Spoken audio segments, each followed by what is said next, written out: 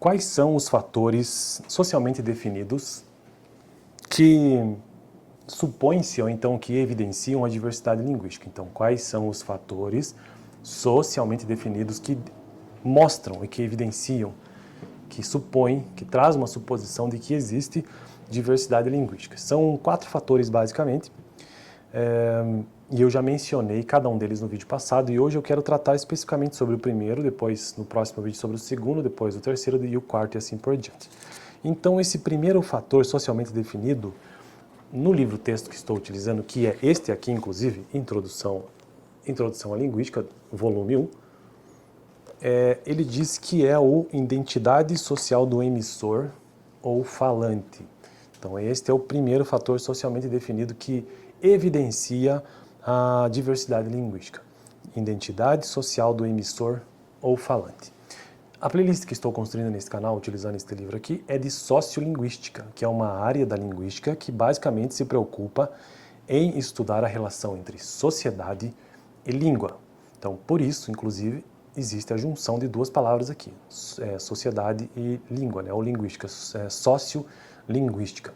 Então, todos os fenômenos que envolvem língua e sociedade estuda-se nessa disciplina que faz parte da Faculdade de Letras, pelo menos na minha Faculdade de Letras eu tenho essa disciplina. Vamos lá então, o primeiro fator socialmente definido, que é a identidade social do emissor ou falante. Identidade social do emissor. O que é o emissor aqui? O emissor é quem está verbalizando, quem está permitindo que saia essa comunicação de alguma maneira, seja qual for ela. Nesse caso, estamos falando do falante. Lembrando que sociolinguística se preocupa em estudar, objeto ali principalmente, em estudar a língua como ela de fato é. Então, não se prende à gramática ou coisa desse tipo. Não, analisa o fenômeno linguístico. Por exemplo, por que será que muitas pessoas, ao invés de dizer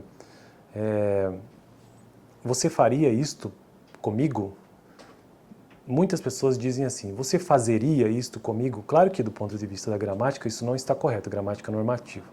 Mas do ponto de vista sociolinguístico existe algo acontecendo ali, algum fenômeno, e a sociolinguística quer descobrir isso, quer saber por que em certos grupos as pessoas dizem você fazeria e não faria, por exemplo. Ou então por que muitos grupos sociais utilizam os termos muito, inclusive os jovens, é bem comum isso entre adolescentes. Até eu utilizo muito isso, mas não tanto quanto adolescentes. Expressões como tipo, ou entre outros exemplos, cara também, né? Mas tipo aparece muito o tempo todo, marcando, né? São marcas do discurso ali. Então, identidade social do emissor ou falante. Isso aqui é um fator socialmente definido que demonstra a diversidade linguística por esta razão. Relevante, por exemplo, no estudo dos dialetos de classes sociais e das diferenças entre falas femininas e masculinas.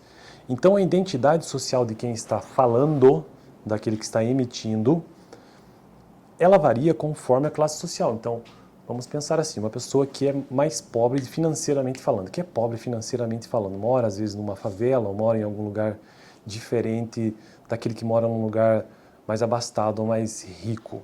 Veja que é possível, e isso é verdade porque se observa na prática, que o dialeto daquela classe social, por exemplo, A, que tem uma renda superior àquele que é da classe social D ou E, ou alguma inferior, financeiramente falando, o dialeto é diferente. Então, existe uma tendência de que pessoas que estão na classe social A obedecem mais normas da gramática normativa, conjugam melhor, melhor do ponto de vista da gramática, né?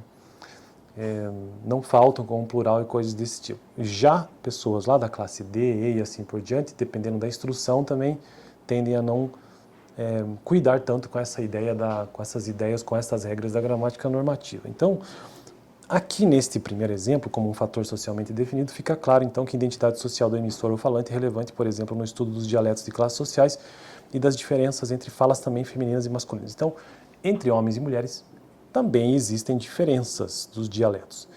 Resumindo, a proposta do vídeo de hoje é entender que este aqui é um dos 4 fatores socialmente definidos que mostram a diversidade linguística, ou seja, a diferença que existe entre os dialetos, por exemplo, de pessoas de identidade social, ou seja, os ricos, os pobres, mulheres, os homens e coisas desse tipo. Relações sociais, resumindo é isso. No próximo vídeo identidade social do receptor, contexto social e julgamento social. Hoje nós falamos de identidade social do emissor, do falante. Beleza? Valeu!